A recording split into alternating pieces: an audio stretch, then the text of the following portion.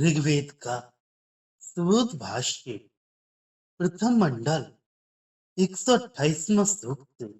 देवों को बुलाने वाला अतीव यज्ञशील यह अग्नि फलों की कामना करने वालों के सोमयाग आदि रूप कर्म और अपने व्रतों को उद्देश्य में रखकर मनुष्य से अरणियों द्वारा उत्पन्न होता है। यह अपने साथ मैत्री की इच्छा करने वाले को सब कुछ देता है और धन की इच्छा करने वाले के लिए ये धन के समुद्र के समान ही है।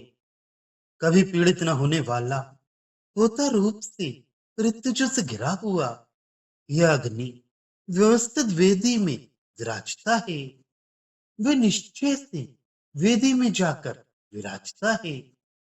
हम लोग सत्य के मार्ग से आहुतियों से नम्रता से और हव्य वाले यज्ञ से यज्ञ के साधक उस अग्नि की सेवा करते हैं जिस अग्नि को मातृश्य वायु ने मनु के लिए बहुत दूर से लाकर प्रदीप्त किया था।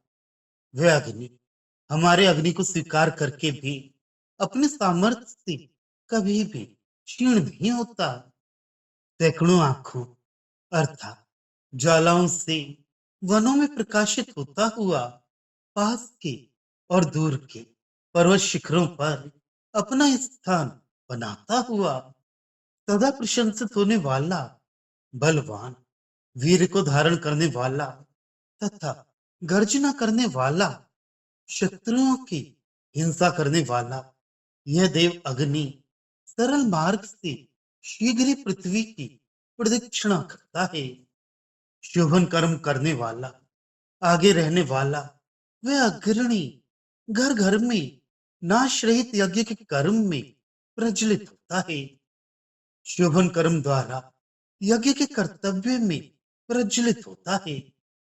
प्रकृष्ट कर्म से यह बुद्धिमान अग्नि अग्नि की इच्छा करने वालों के लिए सब तरह के पदार्थों को प्रदान करता है क्योंकि ये घृत खाने वाला अतिथि के रूप में पूज्य होकर उत्पन्न हुआ है और ये हवि को वहन करने वाला तथा बुद्धिमान भी है जिस कारण उपासक मृतों को अर्पित करने के समान इस अग्नि की ज्वालाओं को बुद्धि पूर्वक और आदर पूर्वक आहुति देते हैं अथवा याचक को भोजन देने के समान इस अग्नि को हवि देते हैं।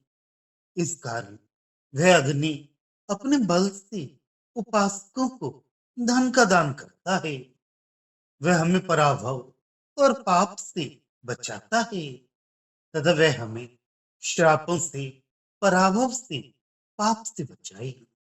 विश्वव्यापी महान और संपन्न अग्नि सूर्य की तरह दाहिने हाथ में यजमान को देने योग्य धन धारण करता है। उसका वह हाथ यशाभिलाषियों को धन देने के लिए खुला रहता है, दुर्जनों के लिए नहीं खुला रहता। हे अग्नि दिव्य गणों से युक्त तू हवि की कामना करने वाले सब देवों के लिए हवि का वहन करता है तथा सब उत्तम और श्रेष्ठ पुरुषों के लिए वर्ण करने योग्य धन को प्रदान करता है। धन के द्वार को उनके लिए खोल देता है। वह अग्नि मनुष्यों के पाप को दूर करने के निमित्त भूत कार्य में और यज्ञों में अत्यंत सुख देने वाला और हितकारी है तथा विजय राजा की तरह यज्ञों में प्रजाओं का पालक और प्रिय है।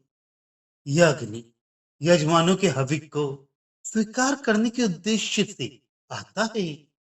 वे यज्ञ में बाधा पहुंचाने वाले धूर्तों से हमारी रक्षा करे तथा महान देव की हिंसा से हमारा उद्धार करे।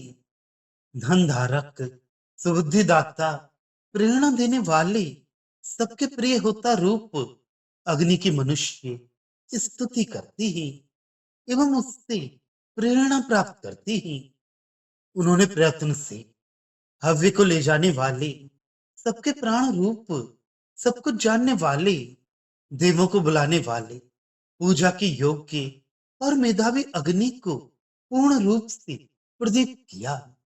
इस कारण ऋतिक लोग अर्थाभिलाषी होकर अपनी रक्षा के लिए उस रमणीय अग्नि की स्तोत्रों से स्तुति करते हैं।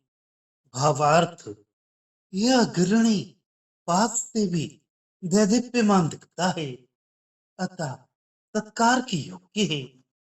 यह अग्नि हमें उत्कृष्ट धन दे और हम उस धन का उत्तम उपयोग कर दीर्घायु प्राप्त करें। अपने कर्मों को पूरा करने के लिए यह अग्नि उत्पन्न होता है। यह अन्यों के भी कर्मों को पूर्ण करता है। यह अपने उपासकों के लिए हर तरह के पदार्थ एवं धन देता है। सत्य के मार्ग पर चलने से और नम्रता पूर्वक व्यवहार करने से ही यह अग्रणी प्रसन्न रहता है। ये सदा सामर्थ्य युक्त रहता है, कभी क्षीण नहीं होता। ये सर्वत्र प्रकाशित होता हुआ बलवान अग्नि सभी जगह अपना निवास स्थान बनाता है। यह अग्नि घर घर में प्रज्वलित होता है। इसके जलने से यज्ञ का ज्ञान होता है। यह बुद्धिमान तथा उत्तम कर्म करने वाला है। हम बुद्धिपूर्वक और आदर से अग्नि को आहुतियां देते हैं, अतः वह हमें हर तरह के संकटों से बचाए। यह अपने हाथ में सदा धन को धारण किए रहता है, पर वह धन यशाभिलाषी उत्तम कर्म करने वालों को ही देता है, दुष्टों और दुराचारियों को नहीं। यह अग्नि संगठन के कार्यों में सहायता देकर सुख बढ़ाता है।